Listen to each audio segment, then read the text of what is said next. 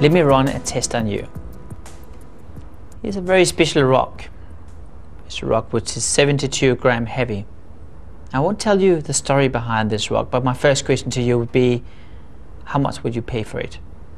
Would you pay $1? 50 cents? Perhaps more? Think about it. I can actually change the amount of money you're prepared to pay for this rock, increasing it from perhaps $1 to a little bit more. Why? Well, let me tell you a story. The 9th of November 1989, this little rock created history. It took place at the Berlin Wall, where the wall was pulled down and where was a history happening between Eastern Germany and Western Germany. This was actually the very first rock which came out of the wall. Are you sure you still want to pay that number of money you said to me? Or do we actually want to pay a little bit more because of the story I told you?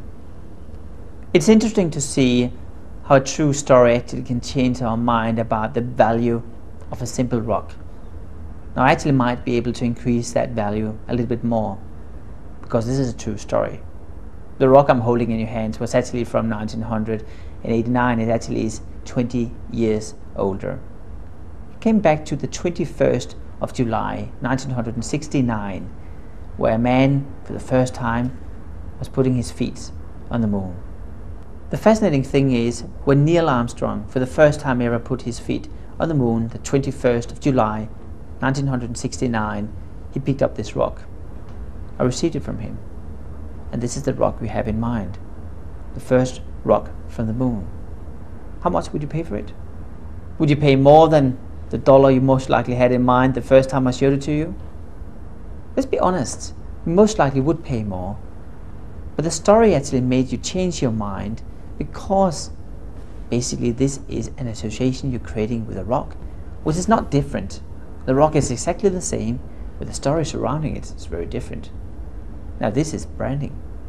It's another way of creating a value around the product where you suddenly have an emotional engagement with it. Why are we prepared to change our mind for the price of a simple rock? Well, Rockshock in 1822, when he was born, might be able to be the person finding the answer. He developed a methodology where he took some ink on a piece of paper, he folded the paper and unfolded it, and suddenly he had a symbol on the paper.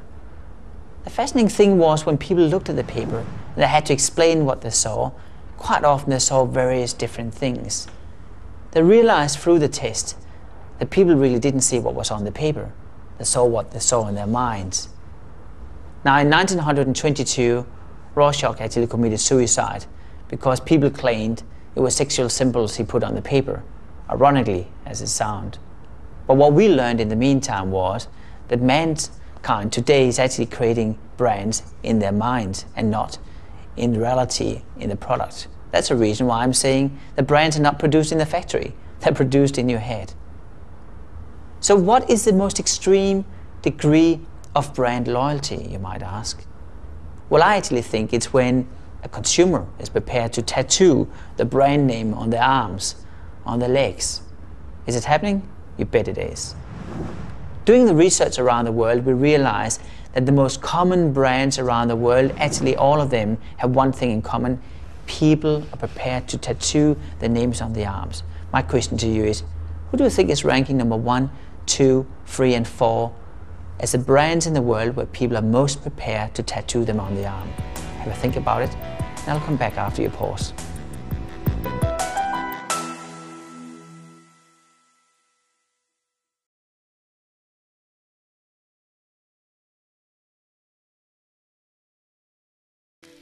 What answer did you come up with? Well, I bet you never thought about Harley Davidson. In fact, 18.9% of consumers around the world are prepared to tattoo a Harley Davidson tattoo on the arm. Number 2, well, that's Disney.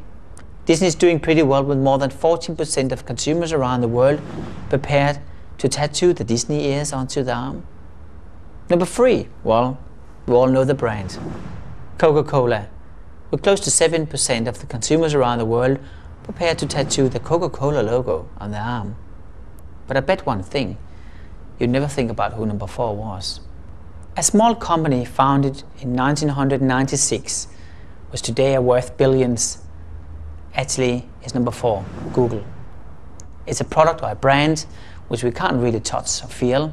Still, people are prepared around the world in 6.6% of the cases to tattoo it on their arm.